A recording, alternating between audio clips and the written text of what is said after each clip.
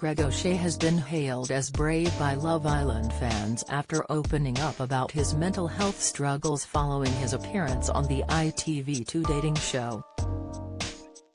Back in 2019, Greg, 27, won Love Island alongside ex-Flame, Amber Gill. The Irish star's life completely changed overnight after he entered the villa, just 2 weeks before the final, and he went on to win the show alongside Geordie Beauty, Amber.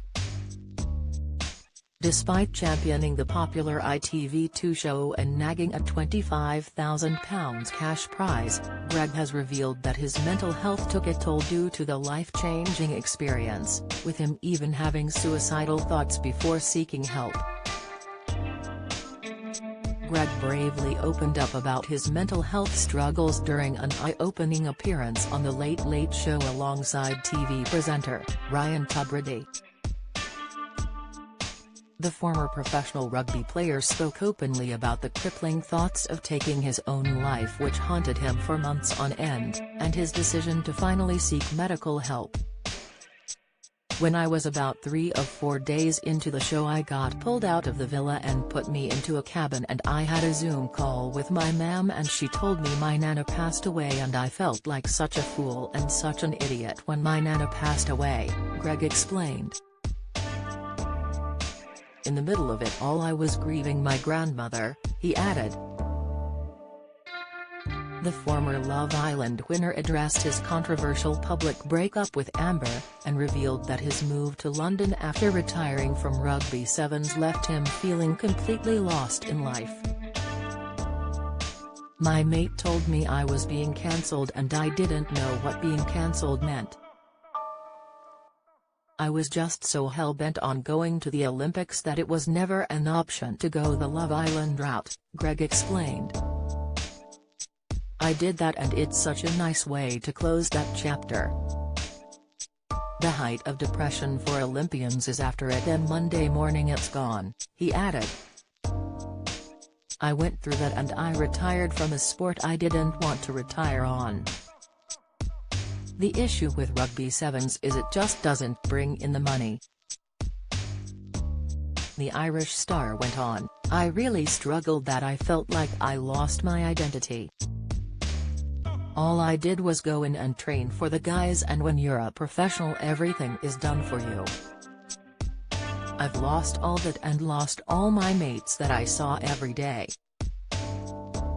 Opening up about his declining mental health, Greg explained, "I went on the biggest show in the UK and won it, and I've been cancelled for the last 2 years and I haven't allowed myself to process that.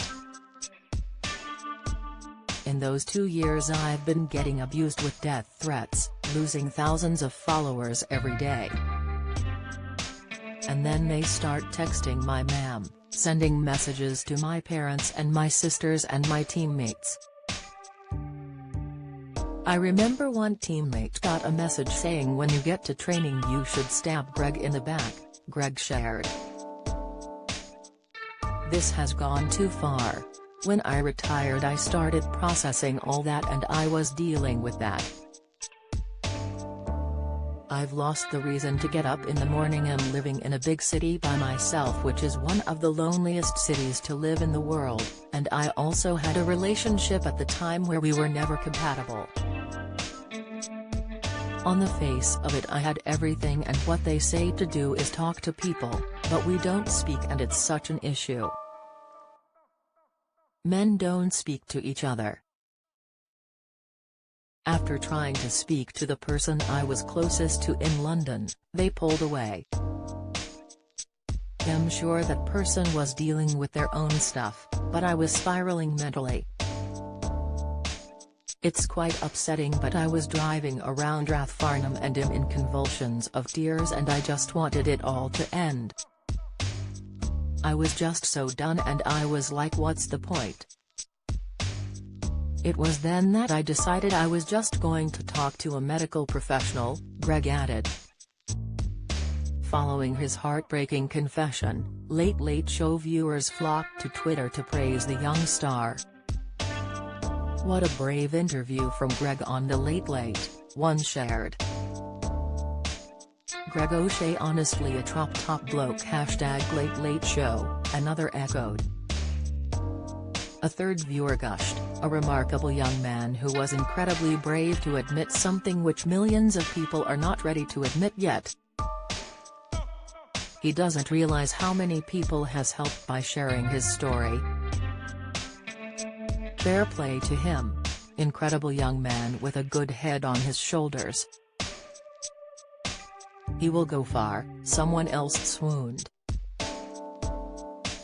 If you're struggling and need to talk, the Samaritans operate a free helpline open 24/7 on 116 123.